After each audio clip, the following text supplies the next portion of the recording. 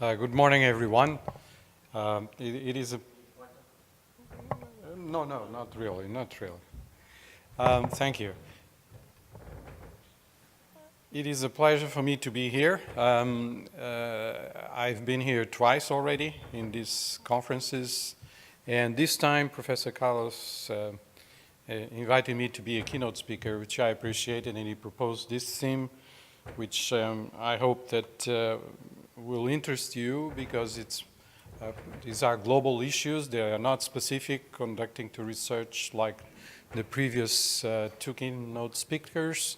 So my presentation is a little bit of what I've seen. I don't generally like to talk about things where I've not participated or I have not been involved. So I hope that you'll enjoy what I will say. And I've been working in this area for over 30 years. And for instance, this medal of the University of Sorbonne was when, for those who are Europeans, and maybe for others who are not European, you all know the Bologna process. That's where it started at Sorbonne in the Declaration of Sorbonne that originated the Bologna process and declaration the following year. But what is important is that at that time, the theme of the conference at the Sorbonne was University Without Walls. And the point was that higher education should be open to new publics and have wider access. Of course, countries have their own policies towards higher education and lifelong learning, but that is something that probably is not that different in essence. I started this journey. I'm an engineer, and I was a Fulbright. I did my PhD here precisely in Florida, at the University of Florida. I'm a Gator, just very close by. I switched to education, mostly to lifelong learning and continuing education. Because of something that happened in '89, I was in a conference in China where in those days, it was not easy to go to China, but there was a conference that created an association that was referred in my CV where I became president. I'm still a member of the council. I'm a fellow. And the point was that half of the people there in the conference, there were 500 people, half were Chinese. Because it's something that in China, the government has always been very interested in promoting continuing education. And if you look at the development that China has had in the last decades, it's probably not, let's say, by accident. And also this importance of lifelong learning, and I will try to show in my presentations, is very important in the European Union, where there is a lot of investment. For instance, this last call for programs for the 2020 program has a 7 billion euros funds for investment precisely on this question of qualification and lifelong learning. So that's where I'll talk a little bit about my experiences in policy making and research, where there are a lot of work, but not enough, from my point of view, not enough relevance throughout the world. Okay, so let's see how this moves. Interesting. Which one? Oh, no, it's blocked somewhere. Okay, that's okay. So this is the definition of life. Sorry.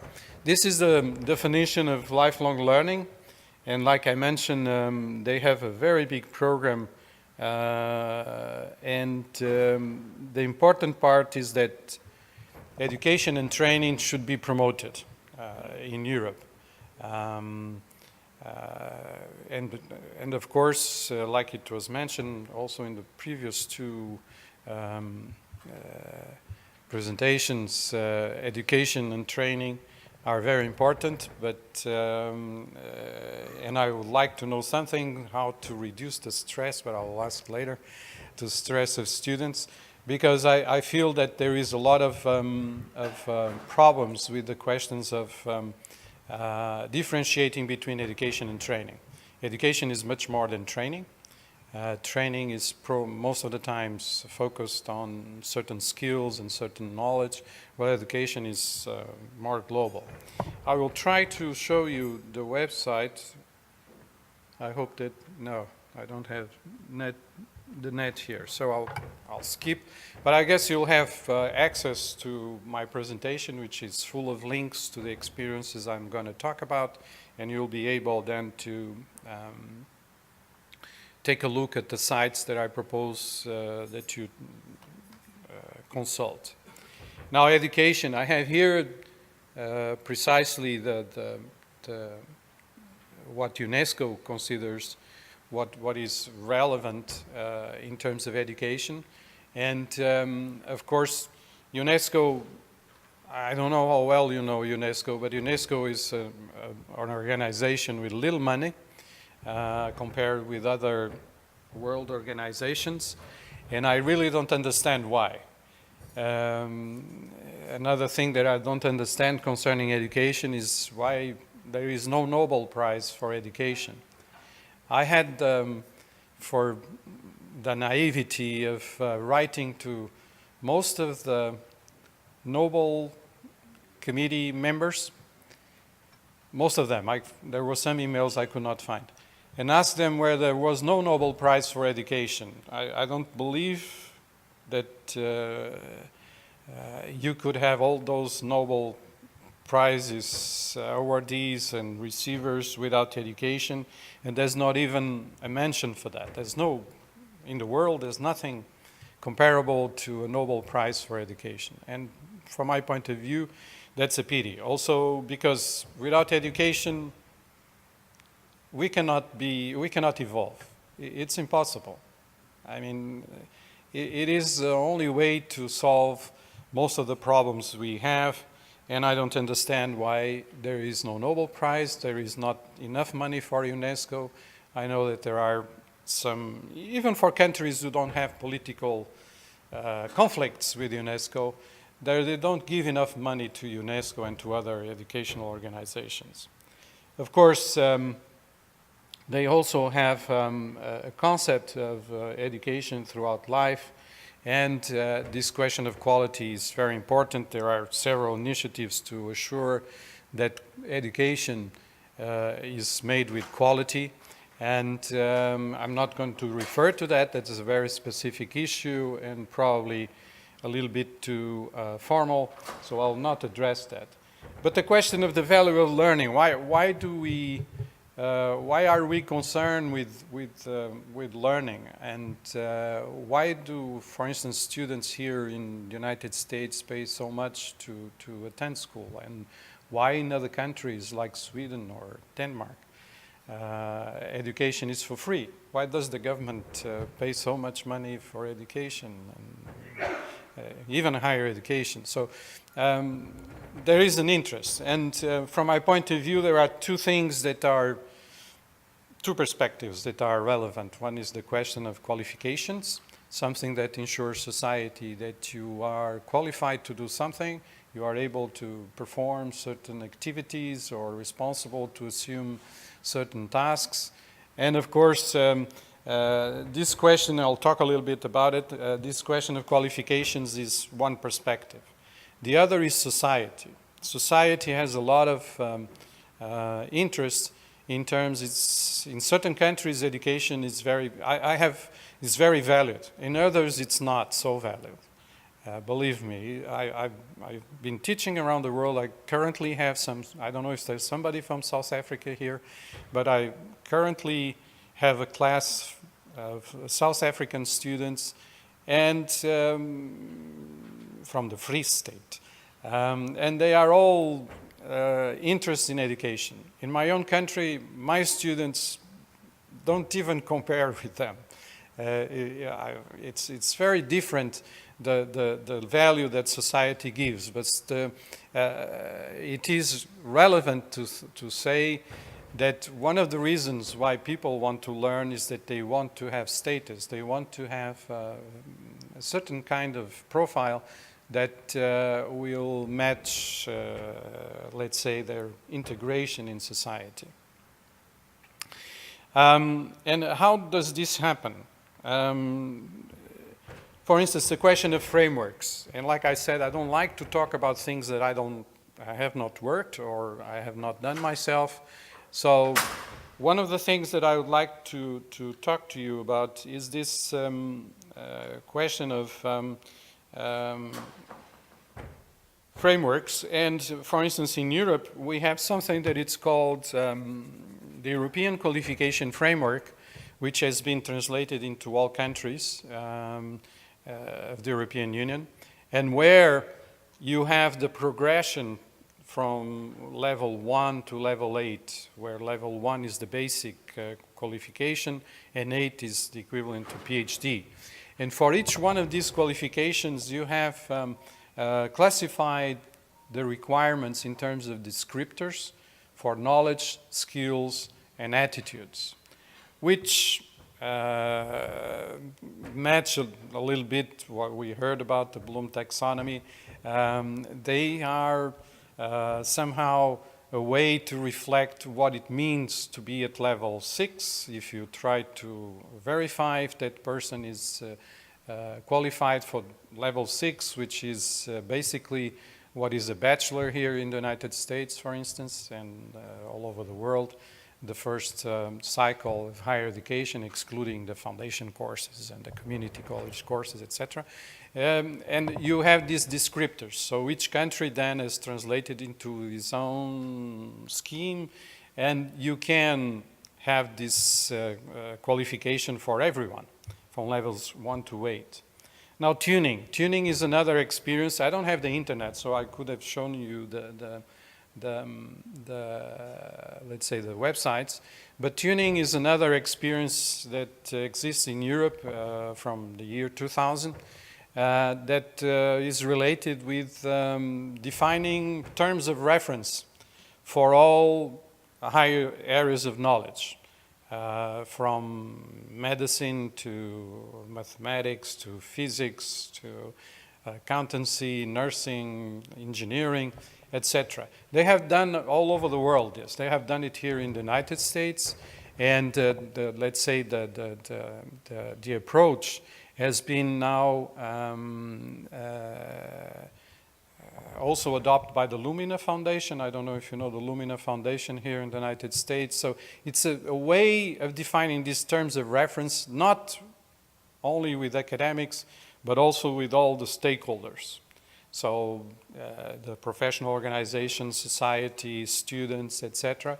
This is the work of this qualification framework for most of the areas, and like I said, most of the world. I have participated in 3, let's say 1 in China and the other in Canada, and these are very well thought methodologies to define qualifications for everyone in certain areas, especially in higher education. Now, in question of the mobility, I have here an example.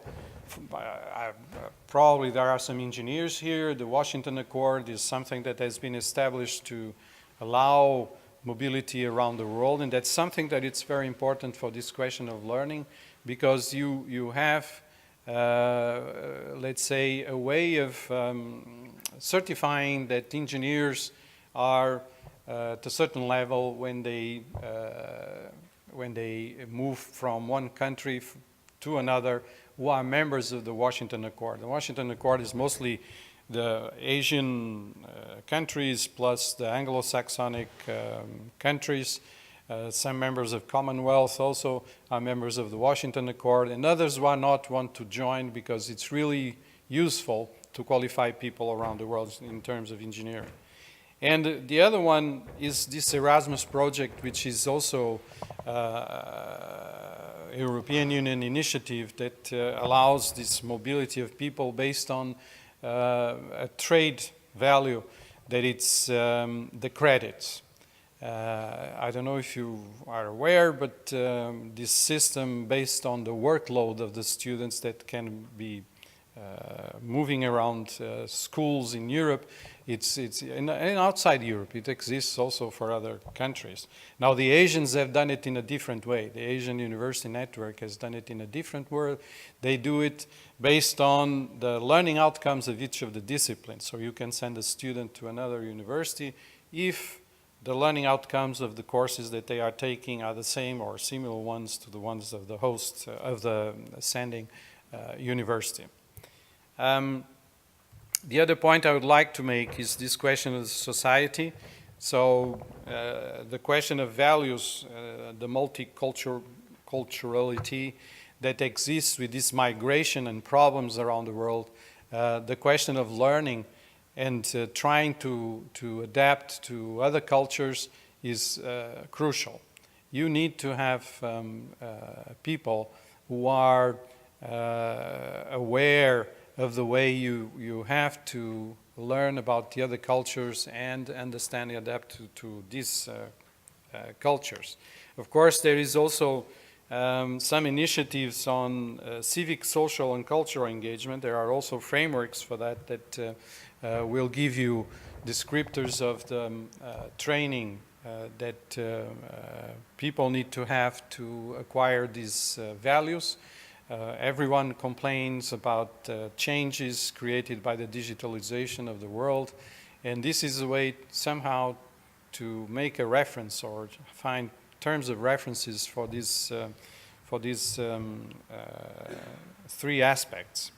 Now the achievements in terms of everyone is interested in having some kind of badges, you know, the Mozilla badges that you give when you acquire training online, which adapts to the MOOCs and the open education resources. And of course, these badges are something that can be used for an e-portfolio or for recognizing for third parties. It's up to you. Also, these diplomas and certificates, which are becoming important. For instance, one of the things I remember was the director of the Center for Professional Development of the University of Stanford once arrived in one of the conferences of the meetings we had. We were having breakfast, and he said, in Stanford we have put all our programs for professional development online. And all the other people at the table, how did you do this? This was 12 years ago or 10 years ago, I don't remember. And he said, well, they have the courses online. And if you look, they are still online. Of course, the MIT has done it. A lot of universities have. Delft has also placed the courses online, and many other universities have done it. But the point is that this director said, yes, they can study, but if they want a certificate from Stanford, they have to come and pay to have the certificate. So they will have something that they can take to other people. So this is very important, this question of diplomas and certificates, and that's the business for some of the initiatives like edX or Coursera or others like MediaDex. All these initiatives that have free courses online, then you pay to have, and that's the business model, and then you pay for have it. So the people are interested in learning, but they also want to have most of the time something that proves that they have learned something. Of course, sometimes we confuse these things. We talk about pedagogy when we are dealing with adults, and even with seniors like me who are over 55 or 50, that need special education also. So you really have to take care that, and I was going to show you some initiatives in this area, but the point is that there are a lot of practices in these three areas, even for gerontogogy, which is, like I mentioned, for older people who learn in a different way. And there are theories and constructivist approaches also to these to these types of learners. We don't learn the same way as when we were young. So you have to adapt when taking care of this question of lifelong learning to the type of audiences that we're going to address. And the question of assessment. One of the things I've learned, and that's a project, and this was recent, which means that I'm still learning, is that assessment is a very emotional thing for teachers. I guess that most of you are teachers. And assessment is very emotional. You cannot rationally discuss with other professors, and that is my experience. Maybe you have another one, but I had 2 years with 90 universities, 90 people, and it's very emotional from all over Europe. It's very emotional. People get involved in this question of assessment, probably because it's a question of power. I cannot find it. I'm not a psychologist or a sociologist, but there is a lot of emotions when you assess your students' learning. And this cannot be like that. It has to be rational. It has to be efficient and effective. And that is something that it's not been researched enough, at least in the community that I know. So the latest model I've seen is one that aligns the different types of assessment methods using Anderson et al. Theory with the Bloom revised taxonomy, types of learning outcomes, and finds suggestions of assessment methods in accordance to the different types of learning outcomes and competences you're trying to assess. But that is more rational than saying, like I heard from one lady from Britain, she was adamant about it. She said, we cannot evaluate mathematical knowledge, skills, or attitudes with essays. And I was wondering, that's what Isaac Newton did, and he probably did a good job. But anyway, that was her position, because people are very emotional when discussing assessment, which I was not aware. Okay, any mode. With the current information and communication technologies, the difficulty in choosing the right approach, and there are initiatives about it. One of the ones that I was going to show you is one that precisely has classified most of the common available tools online to teach. I don't know if it's, let's say, effective in learning, but it's the way that you can use most of the available tools online, from web Skyping or meeting to production of videos or other types of materials that you want to use in a digital mode. So there are new tools. Most of them, from my point of view, are technology-based, but they create lots of effects, and people have a lot of faith. And I've been involved in a lot of these conferences and research papers and journals. People are, most of the times, astonished or surprised by the colors and the possibilities of the digital tools, but they don't know or they don't certify if they are effective or not. And that's a very big problem from my point of view, because it is misleading from the point of view that you are using tools, but you don't know if the students are learning or not. So these are the two questions in terms of the modes that you're trying to use, is that they have to be somehow effective, so you have to prove that people learn with this, that there's increase in learning, and on the other hand, you have to find also the proper tools, but they exist and they can reach anywhere. I have students working with me that are have been away for many months, and we have been dealing, I think, from a point of view of communication and learning pretty well. Okay, so this is my personal view. Is this a dream to have education for all? Because we're not talking about the possibilities. The possibilities are there. I mean, everyone in the middle of Africa has a mobile phone. I remember also the director of the Center for Professional Development of Stanford, the second one, not the Andy Di Paolo, Paul Marker, telling me that there in Stanford there was a proposal from a company to have taking advantage of the traffic jams in San Francisco or in California, maybe, I don't know. But the point was that it would be in San Francisco to have learning on the windshields. So you had on the windshields of the car. So that was an idea because you can do it. You can do incredible things with communication and information. You just have to find the right ways to do it. And of course, like I said before, there is not enough investment. UNESCO doesn't have money.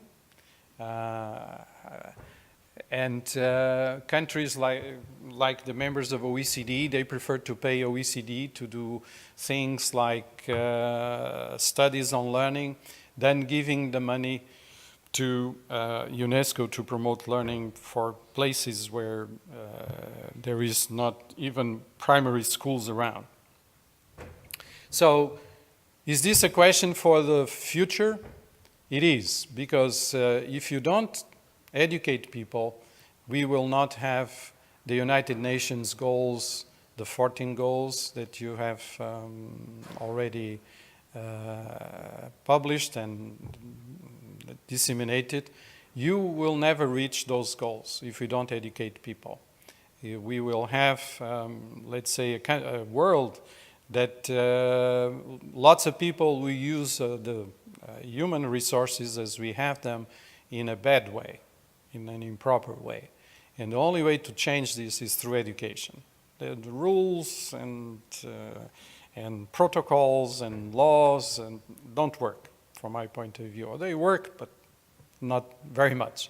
The only way to do it is through education. So if we want to have a sustainable future for our descendants, and I have 2 sons, so we have to have some kind of approach to educate people to look at our world in a different way. So, let me get out of here. And this question of the higher ground is what I expect in the future to have people acting in a different way as we still have now. There is no reason why through education we cannot educate people to have food all over the world and a house.